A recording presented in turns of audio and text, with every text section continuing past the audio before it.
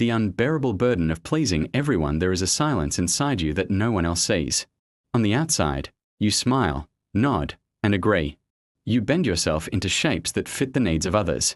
You are the dependable one, the agreeable one, the one who always says yes when the world comes knocking. And yet, when the lights go out, when the applause fades, when no one is watching, you feel it. The emptiness, the weight, the unbearable burden of pleasing everyone. It is a quiet kind of suffering, isn't it? Not the kind that leaves visible scars, but the kind that gnaws at your soul. The kind that makes you question whether anyone truly knows you, or if they only know the mask you wear for their comfort. You laugh at jokes that don't move you. You agree with choices you never wanted. You nod to dreams that are not your own. And all the while, the voice inside, the small, steady voice of your true self, fades further into the shadows. Let me tell you something difficult, something sharp, but something you already know in your bones. This is no way to live. Because every yes that is not rooted in truth is a wound you inflict upon yourself. Every time you silence your voice for approval, you abandon a piece of your soul. Every time you put someone else's expectations above your own heartbeat, you turn away from the life that was meant for you. And yet, here you are, still carrying it. Why?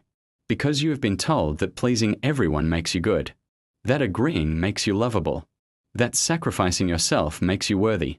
But I am here to tell you the truth you've always feared to admit. It does not. Love that requires your silence is not love. Approval that demands your erasure is not worth having. And peace that comes at the cost of your soul is not peace. It is a prison. As you listen to this book, I want you to consider something. What would your life look like if you dropped the burden?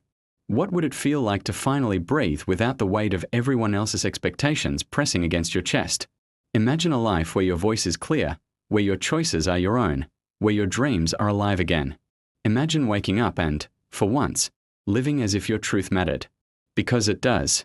And before we go further, let me pause to ask, if this resonates with you, if something inside you is already stirring, like this video and subscribe to the channel. Not for me, but for you. So that every time you're tempted to forget your worth, every time the burden tries to pull you back down, you'll have a reminder waiting for you. Because you and I both know, the world is not going to stop asking for more. They will always want more of your time, more of your energy, more of your silence. They will always want you smaller, softer, easier. But you were not made for smallness. You were not made to vanish. You were not made to bend so low that you forget how it feels to stand tall. This journey, this book you hold in your hands, or listen to with your heart, is not about rebellion. It is not about arrogance. It is about freedom. It is about reclaiming your soul from the endless hunger of others' approval. It is about standing in the light of your own truth, even if it makes some people turn away. And yes, that will be terrifying. Yes, it will hurt. Yes, people will misunderstand. But what is the alternative? To keep shrinking? To keep silencing yourself until the person in the mirror is a stranger? To live your whole life in service to applause that never lasts? No. You know it deep down. You cannot do this forever. And you don't have to. You see, the unbearable burden of pleasing everyone is not truly about them. It's about you. It's about your fear of being unloved. Your fear of rejection. Your fear that if you are truly yourself, raw, honest, unpolished, you will be left behind. But I will tell you this, the only thing worse than being left behind by others is being left behind by yourself. So this is the invitation. To stop running. To stop performing. To stop pretending. To turn inward and reclaim what has always been yours, the right to live as yourself. The pages ahead will guide you. They will peel back the layers of the mask you wear, expose the quiet poison of false yeses, awaken the dreams you buried, and show you the courage to offend when necessary. They will challenge you to ask, am I sacrificing or am I erasing? And they will lead you to discover a different kind of love, the kind that does not demand your disappearance. And if you stay with me through these words, if you let them soak into the places of you that have long been silent, you will find something waiting at the end. Not approval, not applause, not perfection, but freedom. And once more, let me gently remind you, like this video and subscribe to the channel. Not as a hollow request, but as a step toward building a life where you are daily reminded that your truth matters. Because when the world is heavy with expectations, you need voices that call you back to yourself. So breathe. Let these words settle into the corners of your heart. Let the burden you've carried come into the light. Because this book is not just an exploration. It is a mirror. And when you look into it, you will finally see the one who deserves your approval most is you. Chapter 1. The mask we learn to wear. We are born unmasked. A child does not wonder if their laughter is too loud, or if their tears are too inconvenient. A child does not shrink themselves to fit the room, or hold back their questions for fear of being judged. In the beginning, we are simply ourselves, raw, unfiltered, unapologetic. But soon, the world teaches us the rules. Don't cry too much. Don't laugh too loud. Don't be so difficult. Don't ask for too much. Don't be too much. And so, we begin to craft the mask. The mask is not built in a day. It is shaped slowly, in moments so small we barely notice them. The teacher who praises us for being well-behaved. The parent who withdraws affection when we disobey. The friend who only wants us around when we agree. Piece by piece, the mask forms, until it fits so tightly that we forget it was ever separate from us. At first, the mask feels like safety. When we wear it, people smile. They nod in approval. They welcome us in. Without it, we risk rejection, exclusion, the unbearable sting of being unwanted. So, we keep the mask close, convincing ourselves that this is who we are meant to be. But deep down, behind the smile, the laugh, the careful words, there is another voice. The voice that says, "This isn't me." The voice that longs to shout when we whisper, to rest when we push, to say no when we nod yes. That voice does not disappear, no matter how thick the mask becomes. Over time, the mask grows heavy. It becomes harder to tell where it ends and where we begin. We look in the mirror and wonder, do they love me, or do they love the mask I wear? If I took it off, would they still stay? This is the unbearable tension of living behind a mask. We are loved, but we are not seen. We are accepted, but only conditionally. We are celebrated, but only for a version of ourselves that is carefully edited, curated, performed. The mask promises belonging, but it demands a steep price, the slow erasure of our true self. And the longer we wear it, the more terrifying it becomes to take it off. Because what if the truth of us is not enough? What if the raw, unfiltered, unapologetic self is met with silence, or worse, rejection? This fear is the chain that keeps the mask in place. And so, we learn to smile a little wider, nod a little faster, hide a little deeper. The mask becomes our identity. The performance becomes our reality. But somewhere, always, there is a fracture. A place where the mask slips, even for a moment. A sudden outburst of anger we cannot swallow. A wave of exhaustion we cannot hide. A dream we confess in the dark, only to bury again by morning. These fractures are not failures. They are reminders. Reminders that the mask is not all we are. Reminders that the true self is still alive, waiting, longing for air. To recognize the mask is the first step. To admit that it is not you, but something you wear, is the beginning of freedom. Because only when we see it for what it is can we imagine a life without it. But the mask does not fall easily. It is bound by years of approval, reinforced by the fear of loss, stitched together by habits too deep to break overnight. To let it go feels dangerous, like stepping into the world naked, unarmed, unprotected. And yet, to keep it is to live a half-life, a life where love never fully reaches us, because it is always intercepted by the mask.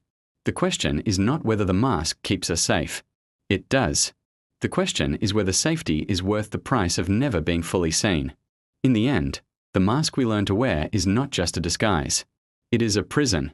And the key to unlocking it begins with the courage to admit, this is not who I am. Chapter 2. The quiet poison of yes. There is a sweetness to yes. It rolls off the tongue like honey. It earns quick approval, a smile, a nod of gratitude. People love the one who says yes, the dependable one, the reliable one, the person who can always be counted on. But beneath its sweetness, yes can be poison. Not the loud, violent kind that kills suddenly, but the quiet kind that seeps into the bloodstream, unnoticed, until one day we realize we are weak, hollow, and weary beyond recognition. Yes is not always a lie. Sometimes it is love, generosity, kindness. But when yes becomes automatic, when it becomes the default response to every request, every demand, every unspoken expectation, it stops being kindness and becomes self-betrayal. The quiet poison of yes whispers that our worth is measured by our usefulness. That we are lovable only when we are available. That our time, our energy, our dreams are less important than the needs of everyone around us. And so we give. and give, and give, until there is nothing left but the faint shadow of a self. At first, the cost seems small. What's one more favor? What's one more sacrifice? What's one more late night, one more drained morning, one more dream postponed until later? But yes compounds. It accumulates. Each agreement is another brick in the wall that separates us from our own life. And the strangest part? The world rarely notices. They take the yes, they enjoy the gift, they move on. Because when we teach others that our default is always yes, they stop asking if we are okay. They stop wondering if the yes comes at a cost. They assume our willingness is endless. But deep inside, the resentment grows. Quietly at first, like a seed in the dark. A sigh we swallow. A bitterness we hide. But the seed does not stay small. It grows into exhaustion, then anger, then despair. Until one day, we wake up and realize we have said yes to everything but ourselves. And here lies the great tragedy. In trying to avoid disappointing others, we end up disappointing the one person who matters most, ourselves. There are dreams we never chased, not because we couldn't, but because we said yes to someone else instead. There are boundaries we never set, not because they weren't needed, but because we feared the fallout of no. There are parts of us we silenced, not because they were unworthy, but because we thought approval mattered more. Yes, when poisoned, is not generosity. It is surrender. It is the slow erasure of a life that could have been. But what if we learned to pause before yes? What if we allowed silence to fill the space where reflex used to live? What if we gave ourselves permission to ask, do I want this? Can I give this? Will saying yes honor me as much as it honors them? The cure for the poison of yes is not to swing to the other extreme, shouting no at every turn. The cure is discernment, the courage to know when yes is true and when it is betrayal. Because a true yes is powerful. A true yes gives life, both to the one who gives and the one who receives. But a false yes, the yes born of fear, guilt, or obligation, slowly kills us both. Yes can be love. But when it becomes compulsion, it is poison. And the only antidote is the courage to choose differently. Chapter 3. The dream you abandoned. There was a time when you dreamed freely. Before the masks. Before the endless yes. Before the burden of pleasing everyone pressed itself against your chest. You dreamed in colors, in possibilities, in wild and untamed visions of who you might become. But somewhere along the way, the dream was traded. Not in a single moment, but slowly, quietly, almost imperceptibly. The dream was set aside for something more practical, more acceptable, more pleasing to those around you. Perhaps you wanted to paint, but they said there was no money in it. Perhaps you longed to travel, but they said responsibility came first. Perhaps you desired a love that was unconventional, but they said it was wrong, dangerous, too different. And so, piece by piece, you tucked your dream away. You convinced yourself it was childish, unrealistic, selfish.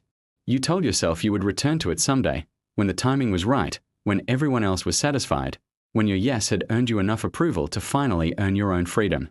But someday never came. And here you are, living a life that looks acceptable from the outside, but inside feels hollow. You smile, you nod, you go through the motions. And yet, in the quiet hours, the dream still visits you. It whispers in the silence, reminding you of the self you abandoned to keep everyone else comfortable.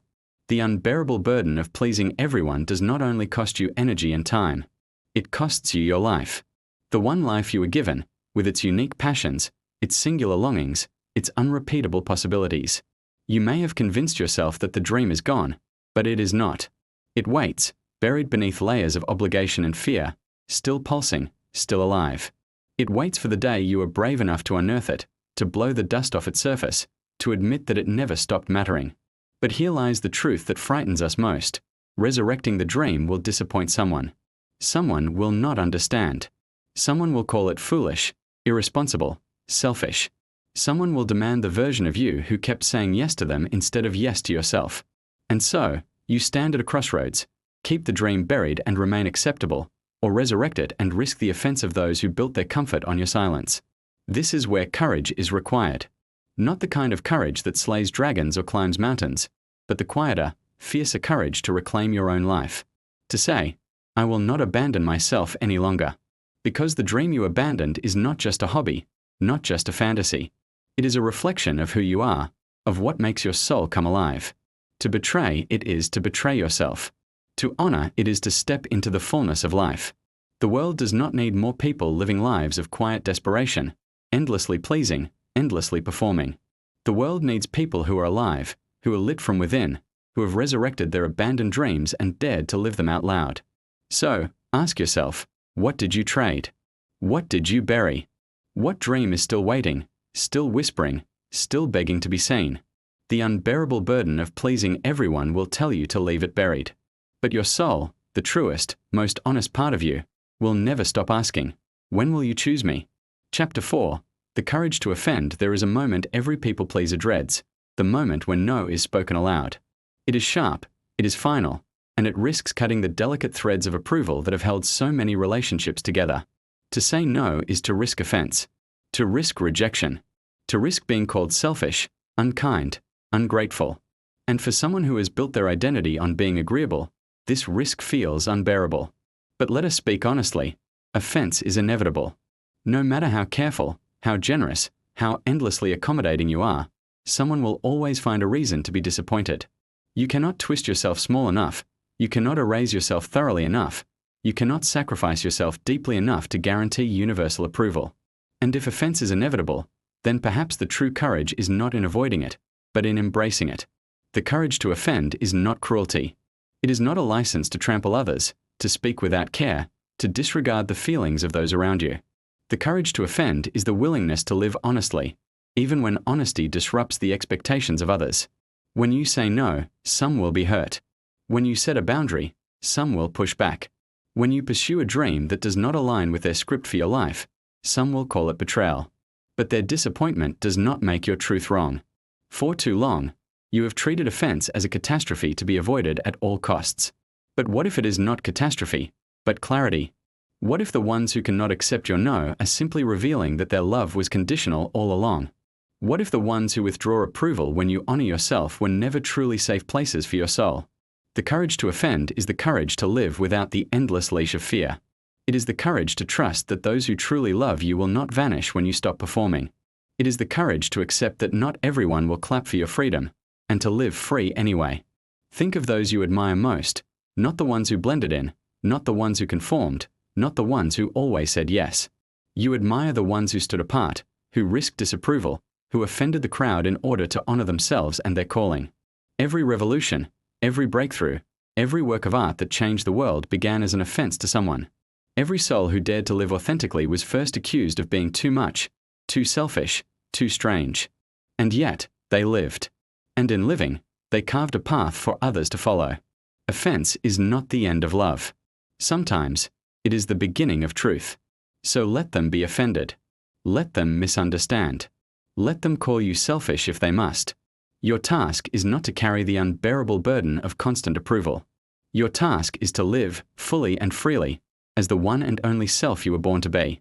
And those who truly love you will not be lost. They will find you there, not behind the mask, not beneath the yes, but in the radiant honesty of your freedom. Chapter 5. Self-sacrifice and self-erasure. There is a fine line between self-sacrifice and self-erasure. One is noble, the other is tragic. One is the gift of love, the other is the abandonment of self. But when you are burdened with pleasing everyone, the line blurs until you can no longer tell the difference.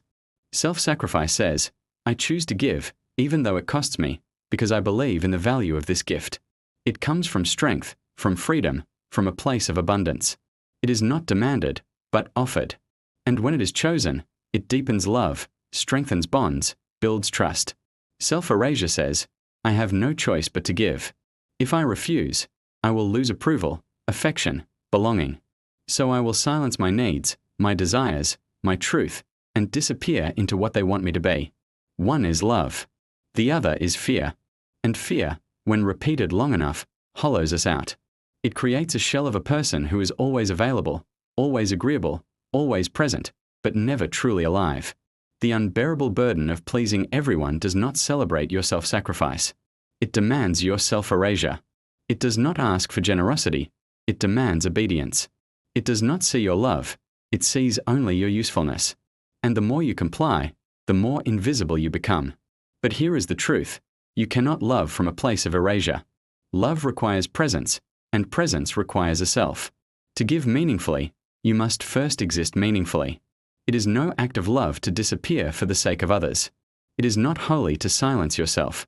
It is not noble to erase your dreams, your desires, your essence so that others may stand taller on your back. That is not sacrifice. It is slavery. And the tragedy is this: those who receive from your erasure rarely see the cost. They assume you are fine. They assume your endless yes is effortless. They assume your silence means agreement. Your compliance means joy. But you know the truth.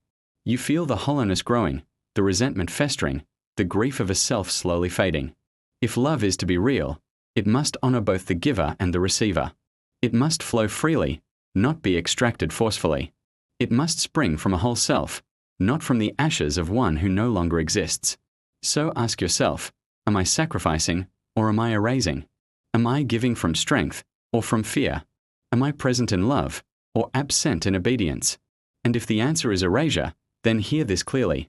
You are allowed to stop.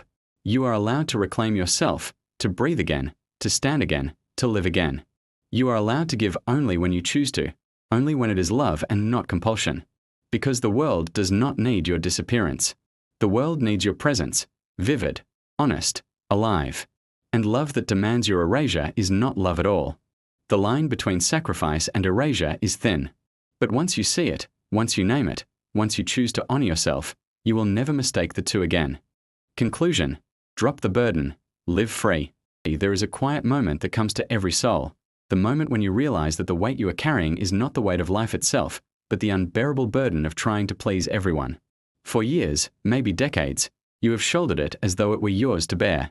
You told yourself that if you just tried harder, if you just bent a little further, if you just stayed quiet a little longer, then the world around you would remain calm and no one would turn away from you. But deep inside, you have always known this. The burden is breaking you. You were not born to be everyone's savior. You were not designed to twist yourself into shapes that make everyone else comfortable while leaving yourself fragmented and unseen. And yet, somewhere along the way, you learned to equate love with sacrifice, approval with survival, and silence with safety. It began subtly, didn't it? The first time you forced a smile when you wanted to cry. The first time you said yes even as your body screamed no. The first time you put down your dream so you could hold up someone else's. And over time, these small moments of self-betrayal piled up like stones until you could barely feel the ground beneath you. But I want you to pause here, right now, in this moment.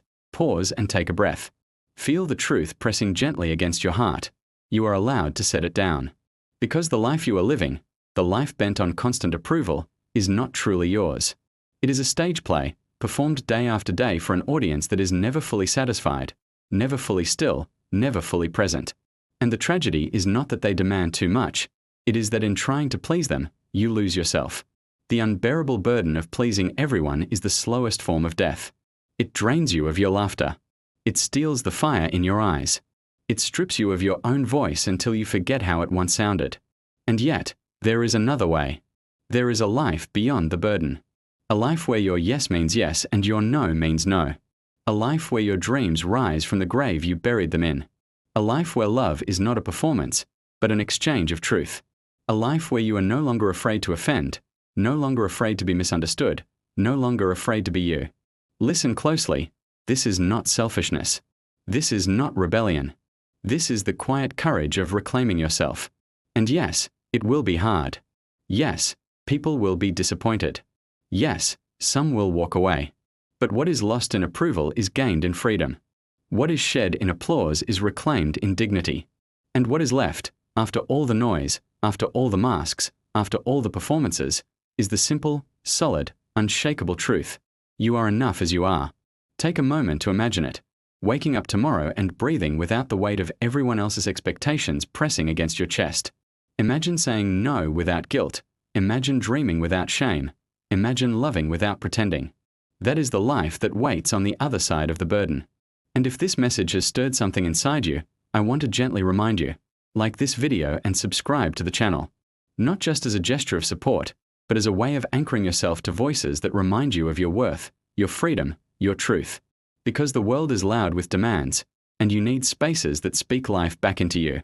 Now, lean in closer. I need you to hear this with the weight it deserves. You will never please everyone. No matter how hard you try, no matter how much you give, There will always be someone who wants more, someone who misunderstands, someone who is disappointed. But the tragedy is not that you cannot please them. The tragedy is in trying. Every time you place their happiness above your truth, you disappear a little. And disappearing becomes a habit. But living free is about reversing the habit. It is about saying, I will not vanish anymore. I will not abandon myself anymore. I will not silence my truth anymore. This will take courage. The courage to be disliked. The courage to be misunderstood. The courage to walk away from roles that suffocate you. The courage to finally, unapologetically, take up space. Because life is not measured by how many people you keep happy. Life is measured by how much of yourself you bring into every moment. And if you trade that away for approval, you lose everything. But if you reclaim it, even if the world frowns, even if friends leave, even if doors close, you gain something priceless. You gain yourself. And here is the most beautiful truth. When you stop performing, the right people finally see you. The ones who love your honesty, not your mask. The ones who celebrate your courage, not your compliance. The ones who don't need you to shrink in order to love them well. Those are the people who stay. And their love feels different. It feels real. You see, living free is not about abandoning love. It is about finding a different kind of love. Love that doesn't demand your erasure. Love that doesn't feed on your silence. Love that grows stronger because you are standing tall, not bending low. And so I ask you, what dream have you buried beneath the weight of approval? What truth have you silenced because you were afraid to offend? What parts of yourself have you locked away so others could feel safe? Now imagine opening the door. Imagine letting those parts breathe again. Imagine the relief, the tears, the laughter, the joy. That is the life waiting for you when you drop the burden. And once more, let me gently remind you, like this video and subscribe to the channel. Because this journey of freedom is not meant to be walked alone. You need reminders, you need companions, you need words that guide you back to yourself when the world tries to pull you away again. So let this be the beginning. Drop the mask. Drop the false yes. Drop the guilt, the shame, the fear. Drop the burden that was never yours. And in its place, pick up your voice. Pick up your dream. Pick up the wild, radiant truth of who you are. You will not destroy the world by being yourself. You will not lose everything by being honest. You will not collapse in loneliness when you reclaim your soul. What you will lose is the weight that was breaking you. What you will gain is freedom. And freedom is worth it. So breathe. Lift your head. Let the tears fall if they must. Let the laughter return when it can. But above all, step forward. Because your wings are waiting. And wings were never meant to carry burdens. They were always meant to fly free.